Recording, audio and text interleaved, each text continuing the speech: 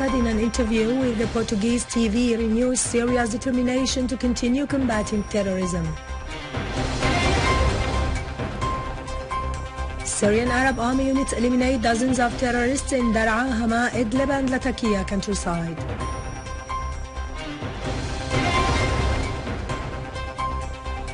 The US announces plans to send special US troops to support terrorists in Syria.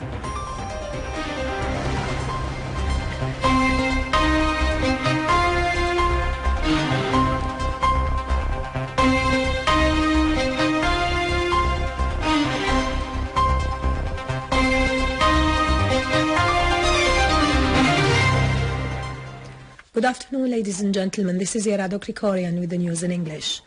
In an interview with the Portuguese TV, President Bashar al-Assad said, Syria is determined to go ahead in fighting terrorism. President al-Assad said, Western officials have no desire to combat terrorism. The evidence is the Americans' declaration to train 5,000 fighters, which represents further support for the terrorists. President Bashar al-Assad gave an interview to Portuguese State Television, RTP. The president said the crisis has affected every part of Syria and every Syrian citizen, regardless of his affiliation or allegiance.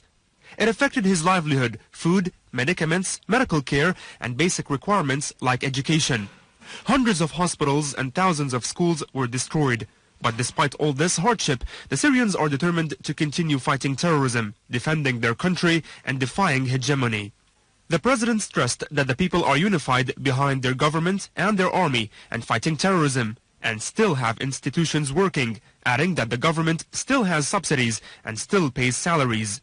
In reply to another question, the president said the international system that's been represented by the United Nations and the Security Council, that is supposed to solve the problems and protect the sovereignty of different countries and prevent war, has failed in doing so. President al-Assad affirmed that the role of the Syrian army, like any national army, is to protect every single citizen, regardless of his affiliation, religion, sect, ethnicities, and so on. The president clarified that the main obstacle why the Syrian army was not able to help every single Syrian citizen since the beginning of the crisis, and as part of this couldn't help the Christians a few days ago that have been kidnapped by ISIS, is the unlimited support that's been offered to those terrorists by Western and regional countries. Answering another question, the president affirmed that the solution is political. His Excellency said Syria didn't choose the other party in Geneva. It was chosen by the West, by Turkey, by Saudi Arabia, by Qatar. So what happened in Geneva wasn't the model that we have to follow. The president asserted that most of the world now knows what they called moderate opposition or fantasy. Actually, who is controlling the terrorism arena in Syria are either ISIS or al-Nusra, mainly, and some other smaller factions. The president added, we went to make reconciliation with armed men in some areas, and that worked, and that is a very realistic political solution. Actually, this is how the military solution could be excluded. What happened in Moscow is different from what happened in Geneva. We have many different oppositions. You don't put them in one basket. Some of them represent Syrians, some of them don't represent anyone, and so on. The president went on to say, so, we have common things with some of the opposition that were invited to Moscow, so this is just the beginning of the dialogue. Dialogue may take a long time. The question is who of those parties that we call opposition, who of them represent the Syrian people and can influence the militants on the ground in order to save Syrian blood. Regarding the recent visit of the French delegation to Syria, President al-Assad said it wasn't a surprise because it wasn't the first delegation to come to Syria, whether from France or from other countries. About a possible Syrian help for Europe to fight terrorism, the president said you need officials in Europe to have the will to fight terrorism. The second thing is to have prudent policies. Third, which is very important, fighting terrorism should become a value. It cannot be a sort of opportunism, the president asserted. Answering another question, the president said there has been massive propaganda for 4 years.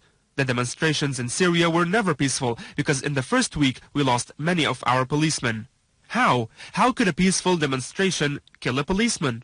The president concluded by saying, people will judge you by your will, by how much you were related to your country, how much you are a patriot, not a puppet that's being moved from the outside. This is the most important thing, how much you do. What's the best you can do to protect your country and protect your people?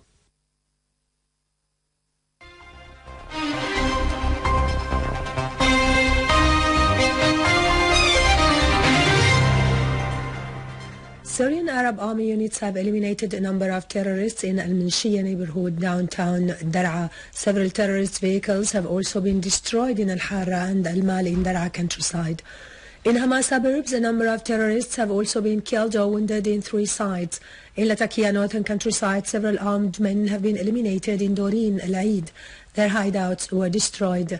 In Idlib suburb, Syrian Arab army units killed a number of terrorists in 5 areas. In Hama Governorate, Takfiri terrorists have perpetrated a massacre against the people of Al-Qanafez village in Al-Salamiyah eastern suburb, killing 5, including a child, and injuring others. They looted and destroyed many of the inhabitants' houses. The governor of Homs, Talal al-Barazi, has renewed that the Syrian government welcomes any positive role that would restore security to the country. Following a meeting he held with the UN Under-Secretary General for Safety and Security, Peter Drennan, who is visiting the Syrian city, al-Barazi said, "The visit comes as part of visits carried out by UN organizations to get acquainted on the size of destruction in Homs and the status quo of national reconciliations therein." Al-Barazi noted that reconciliations achieved in Homs are based on dialogue among Syrians, clarifying that there is no direct UN participation in such efforts. The governor stressed the importance of increasing cooperation with the UN, especially in terms of implementing relief program. Drennan said the aim of his visit is to inspect UN work in the governorate and discuss what the UN could provide to the Syrian government for delivering humanitarian aid to the needy.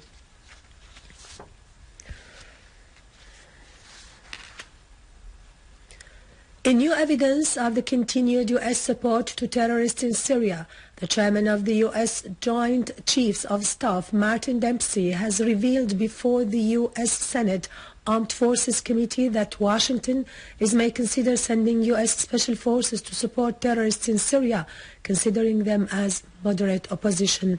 Dempsey said if he found it necessary to achieve U.S. goals, he would ask permission for what from President Obama. This stance comes following the announcement of training 1,200 terrorists and arming them in special military camps in several countries in the region, namely Saudi Arabia, Turkey and Qatar.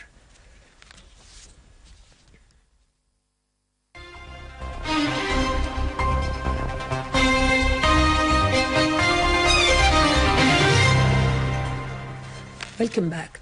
In Iraq, the army supported by the People's Parliamentary and tribal leaders began the operation of liberating Tikrit of ISIL terrorists in Salah ad-Din province. The Iraqi troops took control of Samarra highway, liberating more than 140 kilometers northeast of Samarra, including several strategic oil fields which were under the control of ISIL. Meanwhile, 4 Iraqi security personnel were killed and dozens injured during the explosion of 3 car bombs east of Tikrit. In Libya, the army inflicted heavy losses on terrorist groups while repelling an attack in the city of Benghazi. Meanwhile, Libyan fighter jets pounded Latakia Air Force Base in the capital Tripoli for the 3rd time during the past 24 hours. In occupied Palestine, settlers broke into Al-Aqsa Mosque through Al-Maghariba Gate, supported by Israeli occupation troops. Meanwhile, Israeli soldiers arrested 2 Palestinians after breaking into their houses in Hebron and erected military barricades at the entrance of the towns of Halhul and Sa'ir and inspected Palestinian passenger vehicles. In Gaza Strip, the Israeli Navy arrested 4 fishermen and wounded 2 others after opening fire at their boats near Gaza coast. The Israeli occupation troops opened fire and threw bombs at Palestinians' houses and farms east of Al-Zaytun neighborhood.